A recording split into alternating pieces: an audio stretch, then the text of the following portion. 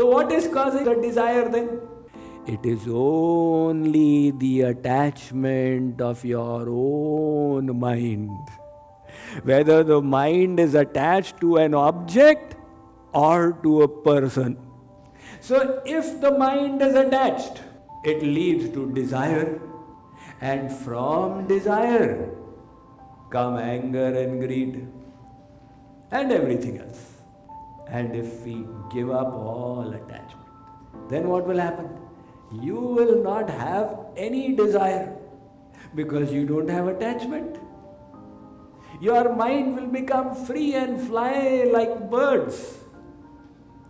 Bodily also you will feel light.